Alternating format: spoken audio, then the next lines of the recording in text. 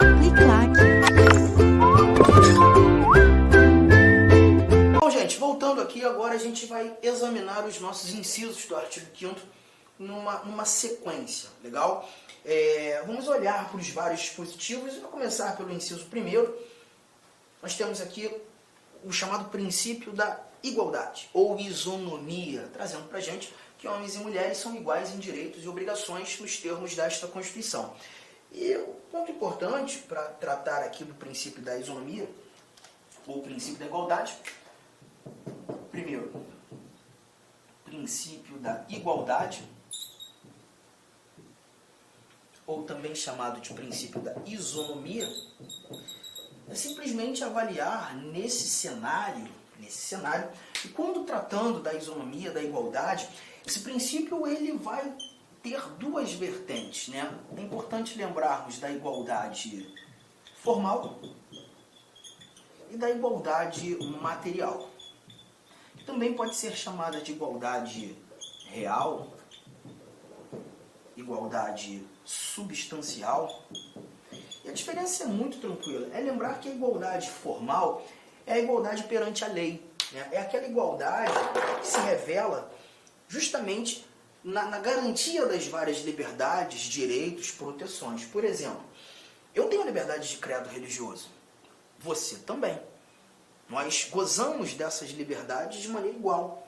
Eu não tenho mais liberdade de credo religioso do que você, ou você tem mais do que eu. Na realidade, nós temos essa liberdade garantida em lei a todos de forma igual. Essa é a chamada igualdade formal. A igualdade em sua melhor semântica. A igualdade que evidencia a efetiva simetria, a efetiva semelhança. Todavia, a igualdade material, ela já parte para um campo de subjetividade.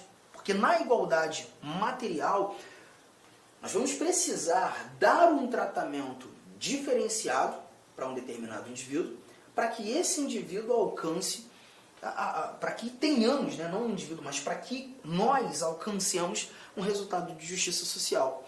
A ideia da igualdade material, ela exige um tratamento diferenciado para igualar. Isso é um tanto quanto estranho, né? Bom, é porque eu não sei se aí da tela você consegue ter noção que eu não sou uma pessoa provida de muita altura, né? Eu sou baixinho pra caramba, né? Fazer o quê? Eu tenho hoje, eu tenho ainda, assim dizer, 1,66, né? Porque a gente sabe muito bem que quando a idade vai avançando, hoje eu estou com 39 anos, a gente vai diminuindo um pouquinho de tamanho, né? Espero que isso não aconteça comigo, porque senão eu tô ferrado, né? Mas imagine você o seguinte, aquele muro, né, de 1,90 e provavelmente a gente tem alguém aí, né, que goza dessa altura, e aí tá lá aquele meu amigo de 1,90 olhando o que está acontecendo por trás do muro e surpreso e sabe, aquelas interjeições, caramba, que não sei o que lá no Rio de Janeiro a gente costuma falar o caraca, né? Caraca. Eu não sei como é que aqui no Mato Grosso esse caraca é utilizado, mas lá no Rio Grande do Sul eu estou muito por lá também, um local que eu gosto muito de trabalhar, né? Lá no Rio Grande do Sul eles falam bah, tem o mesmo valor semântico do nosso caraca. E aí se você está assistindo essa aula em casa agora, vai lá no Instagram, né? Procura o professor.arturdamasceno, prof.arturdamasceno, e me mostra, Arthur, estou vendo o teu vídeo aqui agora. E já que você não sabe como aqui no Mato Grosso a gente mostra essa interjeição de surpresa, né? É dessa maneira. Aí você me avisa, me fala que eu já vou guardar. Aí tá lá, olhando aqui, meu Deus, o que está acontecendo? E eu passo assim, eu falo, gente, rapaz, o que você está fazendo aí? O que está acontecendo? Aí ele vira para mim e fala assim, vem ver. Poxa, ele vai me atrapalhar a vida, né? Porque se o muro tem 1,90, como é que eu vou ver? Não, eu arrumo um jeito. Eu vou buscar algo que me garanta a mesma visão de mundo que ele tem. Então eu percebo que subindo em algo, eu vou ter a mesma visão de mundo. O resultado vai ser de igualdade. Mas para que esse resultado de igualdade fosse possível, eu precisei de um tratamento diferenciado. A brincadeira, né, é boa porque ela consegue refletir para a gente o que é a igualdade material, ou também chamada de real, substancial. A igualdade material ela não está no tratamento. Muito pelo contrário. O tratamento precisa ser diferente para que consigamos ter um resultado de igualdade. E aí vem aquela célebre frase de Rui Barbosa, né? A lei precisa desigualar os desiguais na medida de suas desigualdades. Tratamento diferenciado para quem precisa ser tratado de maneira diferente. E a finalidade desse tratamento diferenciado é encontrarmos justiça social. A igualdade material, ela se refina nessa circunstância. Você tem aí, né, várias questões nesse sentido. O processo de cotas, inclusive para concurso público. Você tem eventuais bolsas do governo, que são ações afirmativas, como agora o Auxílio Brasil, né, o recente benefício. Questões relacionadas à assistência social, né, os benefícios da assistência social são destinados a quem necessita, independentemente do indivíduo ter ou não contribuído. E aí a ideia é justamente garantir a igualdade material. E é justamente o que a gente mata aqui nesse nosso inciso primeiro. Vamos avançar. Inciso segundo, ele já traz pra gente, vou até deixar aqui já um pouco das anotações, ele traz pra gente o chamado princípio da legalidade. Inciso segundo, princípio da legalidade. O que nós iremos encontrar aqui? Leia comigo. Ninguém será obrigado a fazer ou deixar de fazer alguma coisa senão em virtude de lei. Aqui a gente verifica claramente que hoje o Brasil, né, ele garante o império da lei. Garante o império da lei. E esse princípio da legalidade, ele está tanto relacionado aos indivíduos quanto à própria administração. Quando falando da legalidade aos indivíduos, nós temos a chamada legalidade ampla. Essa aqui destinada aos indivíduos, a todos nós, né? Nos mostrando que a nós, indivíduos, é possível exercer tudo aquilo que não é proibido. A proibição é o fulcro da legalidade ampla. É o fulcro da legalidade ampla. Então, se não é proibido, é uma liberdade que eu tenho. Vou fazer. Se não é proibido, eu tenho a oportunidade de agir, de praticar, né? Todavia, esse mesmo princípio da legalidade, ele também gera os seus reflexos para a administração. E aqui a gente já trata da legalidade estrita, essa destinada à administração. E a linha aqui já não é mais da proibição, mas sim da permissão. A ideia é entender que a administração só poderá fazer aquilo que a lei permitir, aquilo que a lei autorizar. Então perceba, a administração não pode agir de maneira arbitrária, de qualquer forma. A administração só faz aquilo que a lei autoriza, que a lei permite. Ultrapassar a autorização legal é evidenciar a administração agindo de maneira ilegal, de forma arbitrária, sem justa causa, o que seja uma violação a direito fundamental, a direito meu, a direito seu. Então, quando a gente lê sobre o princípio da legalidade, que ninguém será obrigado a fazer ou deixar de fazer alguma coisa senão em virtude de lei, a gente está verificando essas ramificações de entendimento. Outro ponto importante, quando a gente fala do princípio da legalidade, aqui a gente está falando da lei em caráter amplo. A lei em caráter amplo. Então, quando a gente fala de lei aqui, a gente está falando de todo e qualquer ato normativo que estabeleça direitos e obrigações. Essa é a ideia da lei no âmbito do princípio da legalidade. Tá? Então perceba, medidas provisórias, por exemplo, são atos legislativos criados pelo presidente da República. O presidente da República edita medidas provisórias. Só que o artigo 62 da nossa Constituição, você pode conferi-lo, traz pra gente que a medida provisória não é lei, tem força de lei.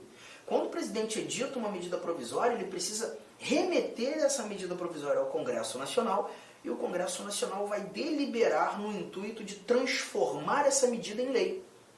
Ou não. Está percebendo? Então, nessa linha de raciocínio, nós não estamos falando de lei propriamente dita, mas um ato normativo que tem força de lei, mas essa medida provisória estabelece novos direitos, novas obrigações? Perfeitamente. Então está inserida no âmbito do princípio da legalidade. E aí, é muito importante, já fez a sua anotação, é muito importante nós voarmos para um outro dispositivo. Lá no primeiro bloco nosso, estudando direitos fundamentais, nós discutimos esse inciso aqui, ó. Cadê você? Tá aqui. Nós discutimos esse princípio aqui, o princípio da irretroatividade da lei penal. Princípio da irretroatividade da lei penal. Você já o tem em seu caderno. Inclusive, o trouxe quando a gente estava conversando e apresentando exemplos sobre as chamadas normas de eficácia plena. A lei penal não retroagirá salvo para beneficiar o réu. Você está lembrando? Só que o inciso 39, ele diz para a gente o seguinte, ó, que não há crime sem lei anterior que o defina, nem pena sem prévia cominação legal. Engraçado, quando você está estudando direito penal, é muito normal os professores apresentarem essa mesma literalidade aqui, essa mesma informação do dispositivo, no inciso 39, com o princípio da legalidade. Mas eles costumam dizer princípio da legalidade penal. E essa mesma informação é nada mais nada menos do que o artigo 1º do Código Penal, né? Mas aqui no âmbito do direito constitucional, nós constitucionalistas costumamos apontar esse princípio como o princípio da reserva legal, e não o princípio da legalidade. A legalidade, para a gente, é justamente aquele dispositivo que versa aqui: ninguém será obrigado a fazer ou deixar de fazer alguma coisa senão em virtude de lei. Já conversamos. O 39, princípio da reserva legal. Princípio da reserva legal.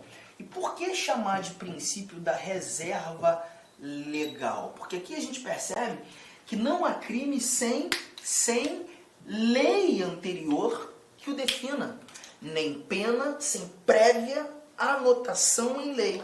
Quando eu leio lei aqui, a gente não está falando de qualquer ato normativo. Lei, nesse cenário, é lei propriamente dita. Nessa linha de raciocínio, uma medida provisória, que é um ato normativo com força de lei, mas não é lei, mas estabelece novos direitos, novas obrigações. Uma medida provisória não pode definir o que é crime. O presidente da República não pode criar uma medida provisória, editar uma medida provisória e nela estabelecer uma conduta como criminosa.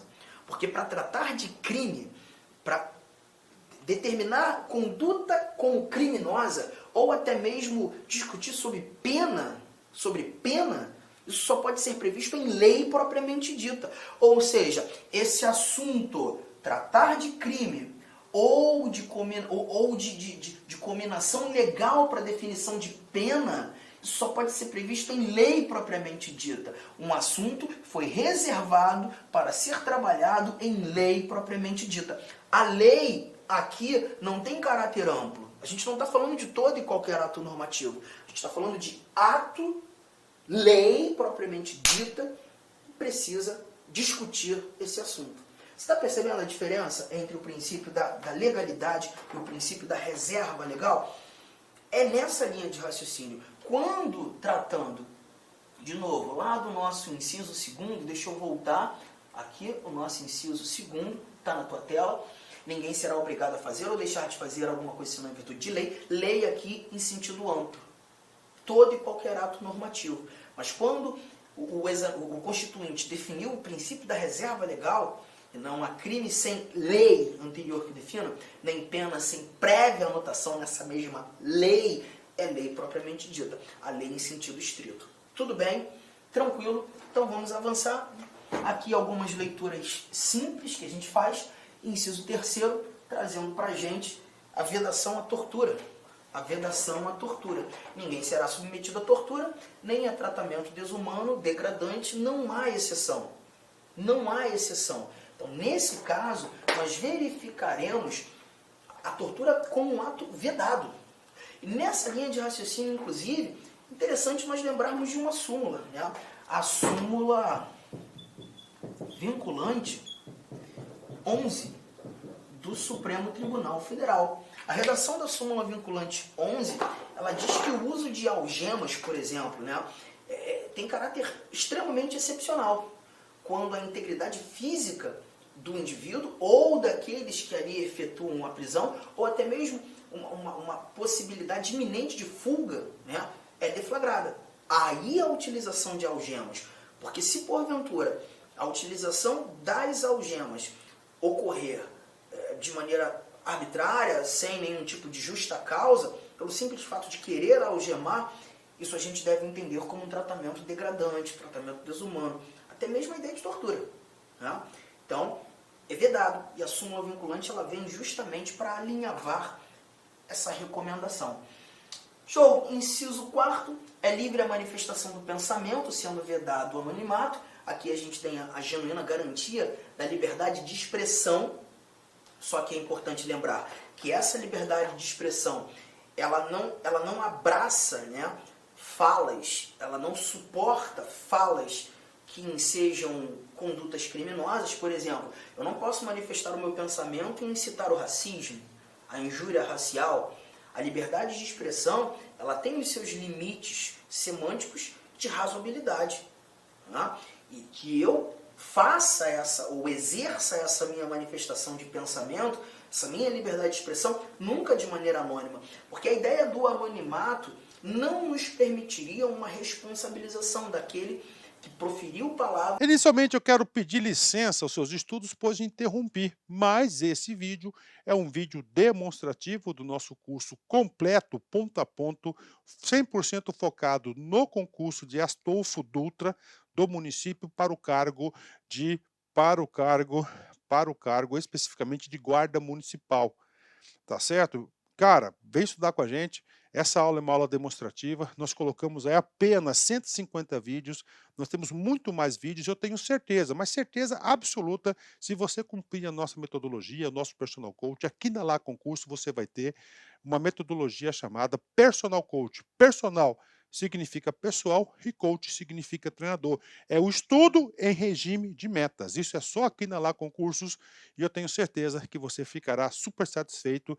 E para você aí do município, promoção, investimento apenas R$100. R$100, é isso mesmo. O que você faz com R$100? Professor, parcela em 10 vezes sem juros ainda, esses R$100. Então vem estudar conosco aqui da LAC Concursos. Forte abraço, espero vocês. Tchau, tchau. Clique lá.